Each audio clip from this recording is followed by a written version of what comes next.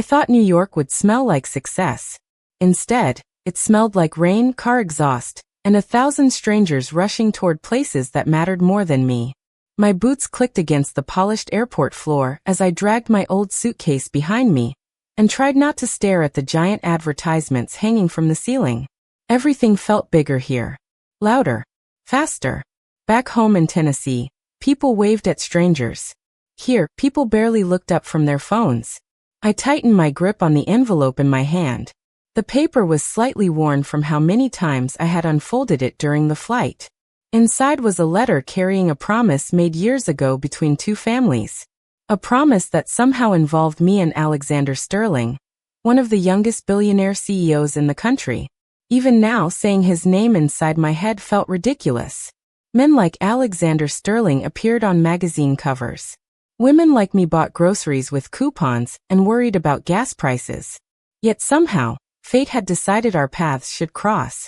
The black car waiting outside the airport looked more expensive than any house on my street back home. The driver greeted me politely and loaded my suitcase into the trunk. 40 minutes later, Manhattan rose around me like a city built from glass and ambition. Skyscrapers disappeared into the gray sky. Yellow taxis rushed through intersections. People moved with purpose. Everyone looked like they belonged.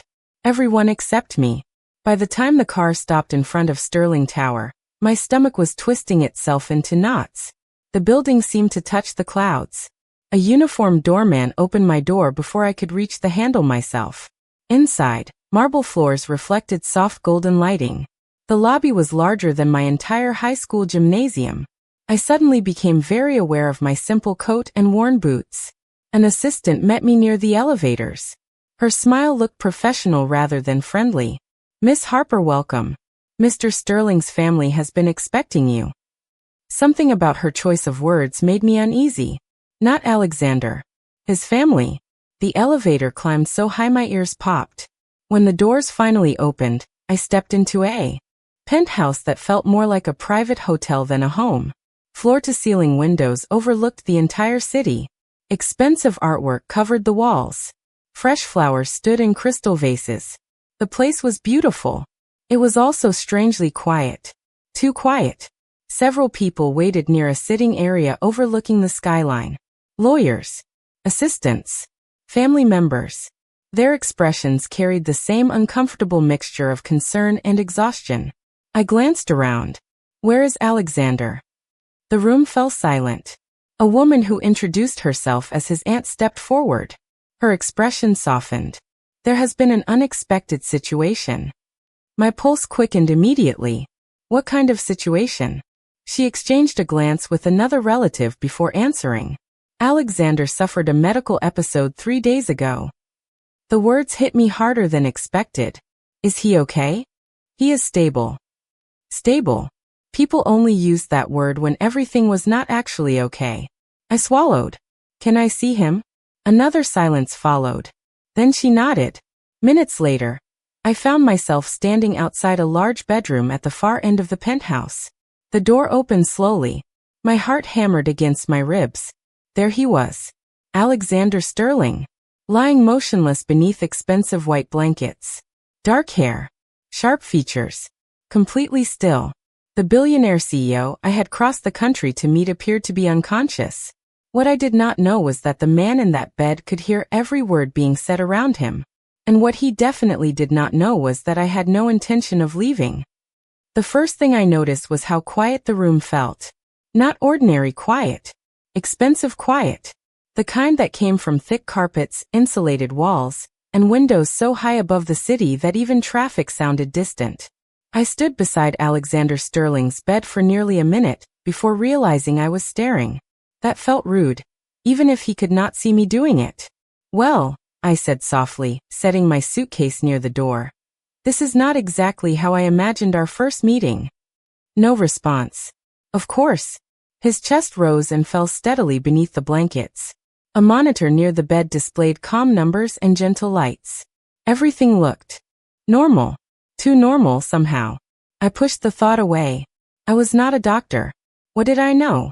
A housekeeper appeared carrying fresh towels and politely informed me that a guest suite had been prepared. I thanked her, but my attention kept drifting back toward the man in the bed. Before leaving, I glanced at him one last time. Get better soon, okay? The words felt strange. I had crossed nearly 900 miles expecting to meet a powerful CEO. Instead, I was speaking to someone who might not hear a single thing I said. The next morning, rain tapped softly against the penthouse windows. I woke early out of habit and wandered into the kitchen. The space looked larger than my entire apartment back home. Stainless steel appliances gleamed beneath warm lighting. A private chef was preparing breakfast. That alone nearly made me turn around and leave. People where I came from made their own eggs. While drinking coffee, I overheard two executives discussing company matters. They spoke about Alexander as though he were both irreplaceable and impossible. Brilliant. Demanding. Relentless. The more they talked, the less human he sounded. By noon, curiosity got the better of me. I returned to his room carrying a book I had packed for the trip. The curtains had been opened, allowing gray daylight to fill the space. He looked exactly the same. Calm. Motionless. Untouchable. I sat in a nearby chair. I guess somebody should keep you company. Silence answered. I opened my book and started reading aloud. At first it felt ridiculous.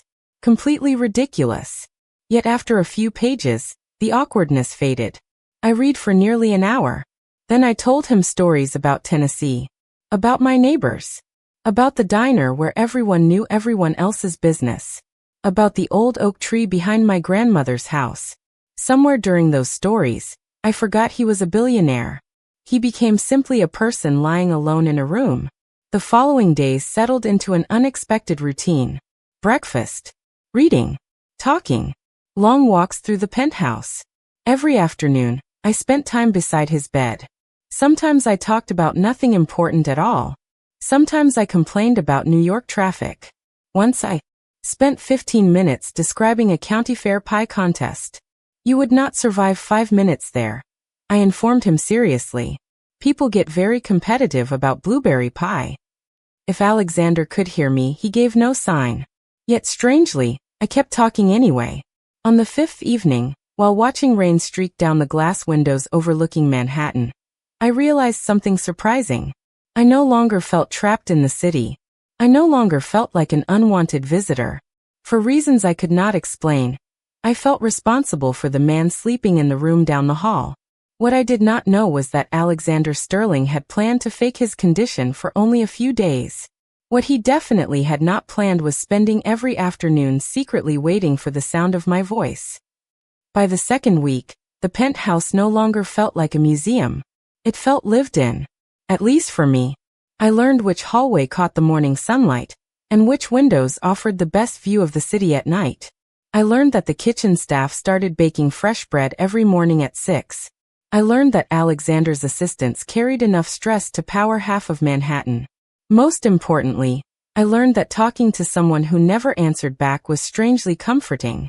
One afternoon, I entered his room carrying a small bouquet of wildflowers I had found at a neighborhood market. They looked completely out of place among the expensive furniture and polished surfaces. That was probably why I liked them. I placed the flowers beside the window and smiled. There. Now your room looks slightly less intimidating. Alexander remained perfectly still. I settled into my usual chair and opened a notebook. You know, people back home have a funny tradition. I glanced toward him. When someone is sick, everybody visits. Neighbors bring casseroles. Church members bring pie. Somebody always tells embarrassing stories about you. I laughed softly. Honestly, it is impossible to stay lonely in Tennessee. The city skyline shimmered beyond the glass. Somewhere far below, traffic moved through the afternoon rush. The room felt peaceful. Familiar. My grandmother used to say something else too. I continued. She believed a person could feel love even when they could not respond. My eyes drifted toward his sleeping face. Maybe that sounds silly. No answer came. Yet somehow I felt less embarrassed than usual. She had another tradition. I smiled at the memory. A forehead kiss for good luck. Just a tiny one. She claimed it helped people find their way back when life became difficult. I shook my head. Old country wisdom. Probably nonsense. Silence lingered between us. Then I stood. Slowly, carefully, I leaned down and pressed the gentlest kiss imaginable against his forehead. Nothing romantic. Nothing dramatic. Just a simple gesture filled with hope. 1, I said with a grin. 998 to go. If anyone had heard me, they would have thought I was completely ridiculous. Unfortunately, I had already committed to the joke. The next day, I returned and did it again. 2. On the third day, another. 3. Soon it became part of the routine. Reading, talking, storytelling. Then one quick kiss on his forehead before leaving the room. Every single time, I counted aloud. What I did not know was that Alexander heard every number, every story, every ridiculous observation, every complaint about New York weather, every memory from Tennessee. Behind closed eyes, the billionaire CEO who had intended to avoid me for a few days found himself listening for my footsteps every afternoon. One evening, after a difficult board meeting had apparently upset everyone in the penthouse, I walked into his room carrying a cup of tea. Good news, I announced. You remain the least stressful person in this building. I sat beside the bed and laughed quietly. Everyone else looks like they are preparing for battle. Outside, rain streaked across the windows. The city lights blurred into soft colors. For a moment, the room felt disconnected from the rest of the world. Safe. I know you cannot hear me, I said gently, looking at him. But I hope wherever you are, you know somebody is rooting for you. Then I leaned forward and placed another quick kiss on his forehead. 17. For the first time since beginning his performance, Alexander Sterling had a problem. The longer he listened to me, the less he wanted the act to end. By the third week, I had reached 31. 31 forehead kisses. 31 stories. 31 afternoons spent talking to a man who never answered back. Somewhere along the way, the number stopped being a joke. It became a ritual. Something steady in a city that still felt too fast for me. That morning, sunlight poured through the penthouse windows, turning the skyline gold. I carried a tray of tea into Alexander's room, and immediately sensed tension. Voices drifted through the partially open doorway. Several family members stood in the hallway speaking in low tones. They did not realize I could hear them. This has gone on long enough, one woman said. She is still here? Another voice answered. Apparently. A third laughed quietly. Of course she is. A country girl does not walk away from a billionaire lifestyle. My grip tightened around the teacup. The words should not have hurt. Yet somehow they did. I stood frozen for a moment, before continuing into the room. The conversation ended the second they noticed me. Polite smiles appeared. Artificial smiles. The kind people wore when they wanted to pretend nothing had happened. I closed the door behind me and stared out the window. New York looked beautiful from 40 stories above the ground. Far away. Untouchable. Well, I told Alexander quietly. Apparently I am famous. He remained perfectly still beneath the blankets. I sat in the chair beside him and laughed once, though there was very little humor in it. You know what is funny? My eyes drifted toward the skyline. Back home, people think city folks look down on country people. I always thought that was an exaggeration. Silence answered. I folded my hands together. Turns out it was not. For several minutes, I simply sat there. The room felt different today. Heavier. Then I shook my head. Actually, no. I am not giving them that much power. I looked toward him. My grandmother raised me better than that. The anger slowly faded. In its place came something stronger. Certainty. Being from a small town does not make someone small. My voice grew steadier with every word. Having less money does not make someone worth less. Sunlight reflected across the floor. The city shimmered beyond the glass. And being kind does not mean being naive. I smiled slightly. That one took me years to learn. Unknown to me, every word landed with devastating accuracy. Behind closed eyelids, Alexander listened. For the first time since beginning his performance, shame settled heavily in his chest. Because he knew exactly how many members of his world had judged me without understanding me. Worse, he remembered doing the same before I arrived. The realization bothered him more than any board meeting ever had. I stood and adjusted the flowers near the window. Most of the original bouquet had faded, but a few bright blossoms remained. Stubborn, refusing to disappear. Somehow they reminded me of home. Anyway, I said with a small smile, returning to the bedside. You missed quite a speech. I leaned forward and pressed another gentle kiss against his forehead. 32. Then I paused. For the record, Alexander Sterling, if you ever wake up, I hope you are a better man than some of the people around you. The words were meant as a joke. A harmless comment spoken to someone who could not hear me. But on the inside of that carefully constructed lie, something shifted. Because for the first time since this strange arrangement began, Alexander Sterling desperately wanted to open his eyes and prove that I was right. The next few days felt different. Not because anything obvious changed. Alexander still lay in bed. The city still stretched endlessly beyond the penthouse windows. The staff still moved through the halls with careful professionalism. Yet something invisible had shifted. I noticed it first during breakfast. One of the executives who usually ignored me suddenly greeted me by name. A housekeeper who always seemed nervous around management smiled more openly. Even Alexander's aunt appeared unusually thoughtful whenever she looked in my direction. At first, I assumed I was imagining things. Then the small changes continued. Fresh flowers appeared in my room every morning. My favorite tea somehow became available in the kitchen. A bookstore delivery arrived containing 3 novels from a Tennessee author I had mentioned exactly once while sitting beside Alexander's bed. That was when suspicion finally appeared. I stood in the library holding one of the books and narrowed my eyes at the ceiling. This is becoming weird.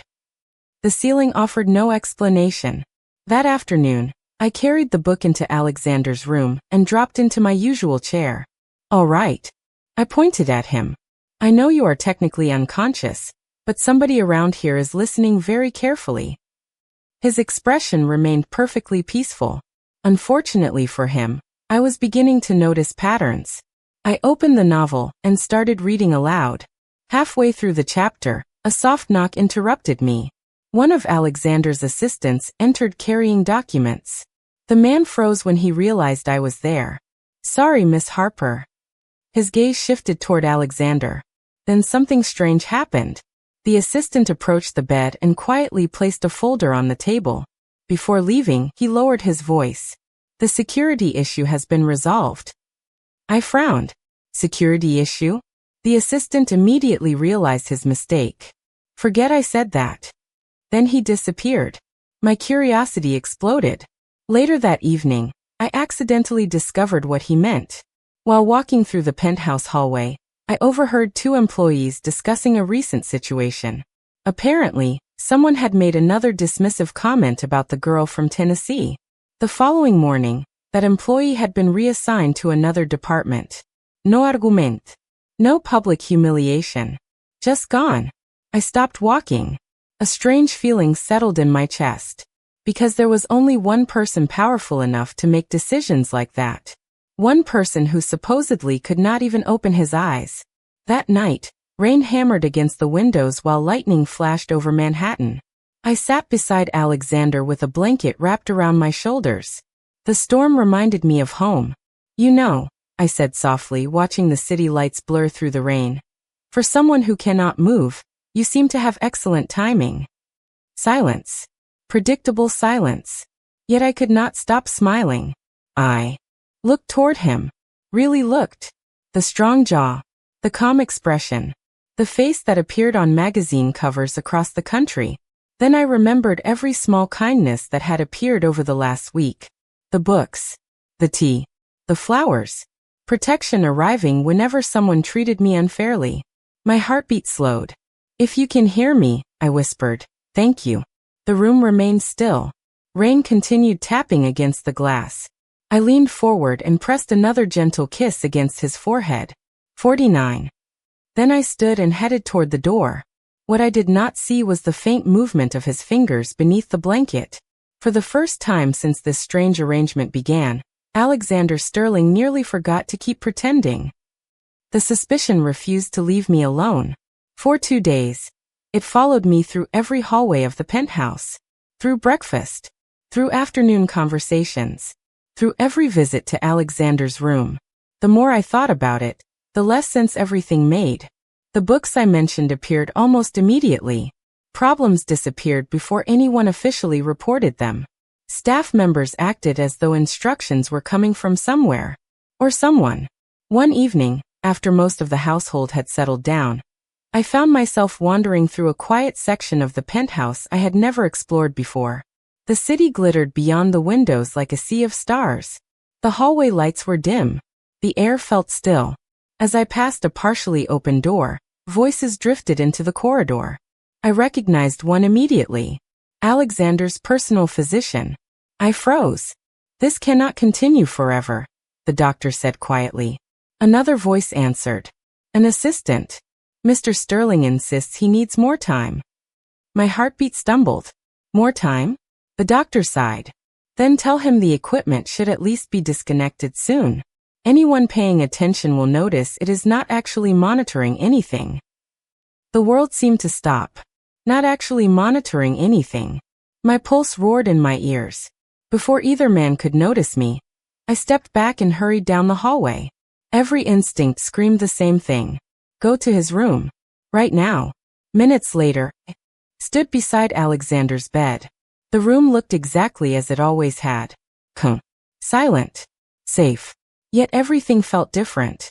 Slowly, I approached the monitor beside him. My hands trembled.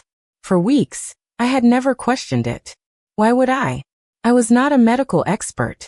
But now I looked closer. Much closer. The cables disappeared beneath the blanket. Not connected. Not properly attached. My stomach dropped. I stared at the machine. Then at Alexander. Then back at the machine. No. No. No. The realization hit with devastating force. Every conversation. Every story. Every memory. Every hope. Every insecurity. Every single forehead kiss. He heard all of it. My chest tightened. Heat rushed into my face. Embarrassment arrived first. Then disbelief. Then anger. I looked at the man lying peacefully beneath the blankets.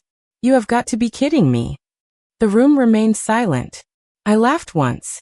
A sharp, disbelieving sound. Weeks. My voice shook. I spent weeks talking to you. Nothing. I told you things I have never told anyone. The city lights blurred beyond the glass. Suddenly every moment replayed differently inside my mind. Every coincidence. Every perfectly timed kindness. Every problem solved before it reached me. It all made sense now. Alexander Sterling had never been asleep. He had been listening. The betrayal hurt more than I expected. Not because he owed me anything. Because I had trusted what I believed was real. Slowly, I reached into my pocket and removed the folded letter that had brought me to New York. The old family agreement. The reason our lives had crossed paths in the first place. For several seconds I stared at it. Then I placed it carefully on the bedside table. Right beside him. You know what the worst part is? My voice softened. I was starting to believe you were different. My eyes burned. I hated that. Hated how disappointed I felt. Without another word, I stepped away from the bed. This time, there was no forehead kiss. No number. No smile. Only silence. And for the first time since I arrived in New York, Alexander Sterling suddenly had something real to fear. Losing the one person who had stayed. The next morning, I was gone before sunrise. No dramatic goodbye. No confrontation. No scene in the penthouse lobby. I packed my suitcase, thanked the housekeeper who had always been kind to me, and left the city behind. The train station felt cold and quiet beneath the gray morning sky. I bought a ticket heading south and sat near a window, determined not to look back. For the first hour, I stared at the passing landscape and tried convincing myself I was angry. Angry people were easier to understand. Anger was clean. Simple. What I actually felt was disappointment. That was harder. Much harder. Because somewhere between the stories, the flowers, and the afternoon spent talking beside his bed, I had started believing in the man I thought Alexander Sterling was. My phone remained silent. At first. Then just after noon, it began vibrating. One message. Then another. Then 5 more. I ignored them all. The screen lit up again. Alexander. I turned the phone face down. 20 minutes later it rang. Then again. Then again. By evening, there were more missed calls than I could count. The next morning, I arrived in Tennessee. The familiar air felt different after New York. Slower. Softer. The roads curved through rolling hills and open fields. Neighbors waved from front porches. Life continued exactly as it always had. For a few hours, I almost convinced myself everything was over. Then a black SUV appeared at the end of my grandmother's gravel driveway. I froze. The vehicle looked completely out of place among pickup trucks and farm equipment. A moment later, the driver's door opened. Alexander stepped out. My heart immediately betrayed me by forgetting how to behave. He looked exhausted. His tie was gone. His coat was wrinkled. Dark circles rested beneath his eyes. The billionaire CEO, who always appeared perfectly composed, looked like a man who had not slept. He walked toward the porch alone. No assistants. No security team. No lawyers. Just him. I crossed my arms. You are awake. The corner of his mouth twitched. Apparently. I refused to laugh. He stopped a few feet away. For several seconds, neither of us spoke. Wind moved through the trees. Somewhere nearby, a dog barked. Finally, Alexander exhaled slowly. I deserve that. You deserve much more than that. He nodded immediately. Probably. The honesty caught me off guard. I hated when he did that. You lied to me. My voice remained steady. Yes. For weeks. Yes. You listened to everything. His expression tightened. Yes. Silence settled between us. He never once tried defending himself. Never made excuses. Never blamed anyone else. Somehow, that made this harder. Why? I asked quietly. The question lingered in the afternoon air. Alexander looked toward the field stretching beyond the property. When he finally spoke, his voice sounded different than usual. Less polished. More human. Because I was a coward. I blinked. That was not the answer I expected. He looked back at me. I heard there was a country girl coming to New York because of an old family arrangement. A faint smile touched his lips. I assumed I already knew everything. Regret appeared in his eyes. Real regret. Then you walked into my life and proved I was wrong about absolutely everything. For the first time since leaving New York, I saw something I had never noticed before. Alexander Sterling was not afraid of losing control of his company. He was afraid of losing me. And judging by the look in his eyes, that fear had finally become impossible to hide. For a long moment, neither of us moved. The afternoon sun stretched across the porch, painting golden lines over weathered wood and open fields. Somewhere in the distance, a tractor hummed softly. The world felt impossibly ordinary for a conversation that seemed capable of changing everything. I looked at Alexander and searched for the polished confidence that always surrounded him in New York. It was gone. What remained was a man standing alone in a gravel driveway, hoping he had not arrived too late. You should go home, I said quietly. The words hurt more than I expected. His expression tightened. I know. That answer surprised me. Then why are you still here? A faint smile touched his face. Tired. Honest. Because I spent weeks pretending to be someone I was not. He glanced toward the fields. I do not want to make the same mistake twice. The wind stirred. Through the trees. My grandmother's porch swing creaked gently behind me. Everything about the moment felt simple, which somehow made it harder. Back in New York, emotions hid behind skyscrapers and business meetings. Here, there was nowhere to hide. Alexander slowly reached into his coat pocket. For one ridiculous second, I expected another legal document. Instead, he pulled out a folded piece of paper. What is that? I asked. He looked almost embarrassed. The sight was so unexpected that I nearly laughed. A list. A list of what? Everything I learned about you while pretending not to care. My eyebrows rose. That sounds concerning. He accepted the criticism immediately. It probably is. Despite myself, I took the paper. The list was handwritten. Not typed. Not prepared by an assistant. His handwriting covered both sides. Favorite pie. Blueberry. Favorite season. Autumn. Favorite author.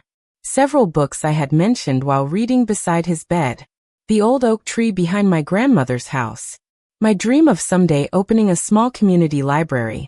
My habit of talking to plants while watering them. I stared at the page in disbelief. You wrote all of this down?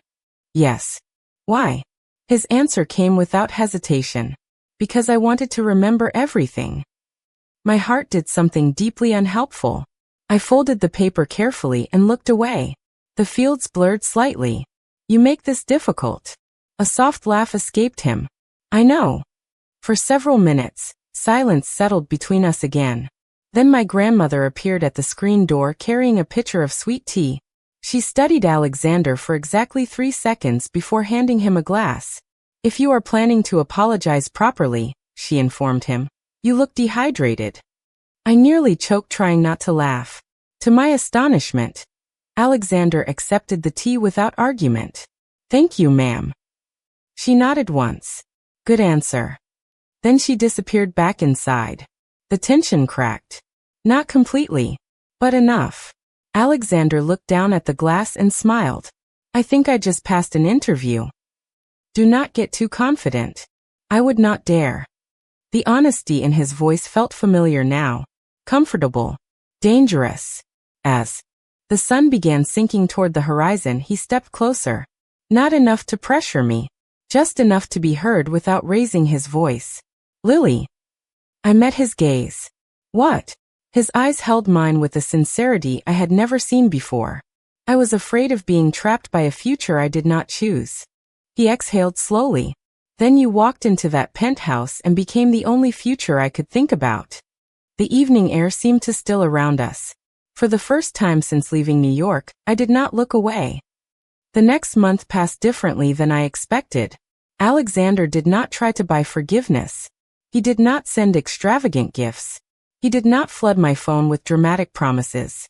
Instead, he stayed. Not every day. Not every hour. Just enough to prove he meant what he said. Sometimes he helped repair a fence with my neighbors. Sometimes he sat on my grandmother's porch drinking sweet tea, while listening to stories he had probably heard 3 times already. Other times he simply walked beside me through town while pretending not to notice how many people were secretly watching the billionaire CEO carry grocery bags. The strangest part was how natural it started to feel. One afternoon, nearly a month after he arrived in Tennessee, I found him sitting beneath the old oak tree behind my grandmother's house. The same tree I had described during countless afternoons in New York. Sunlight filtered through the branches. A gentle breeze stirred the grass. He looked up as I approached. I finally understand why you talk about this place so much. I sat beside him. Because it is beautiful? He shook his head. Because it feels honest. The answer stayed with me. Honest. That was the one thing missing from the beginning of our story. Yet somehow it had become the foundation of everything afterward. For several minutes, we sat quietly beneath the tree. No pentose. No board meetings. No pretending.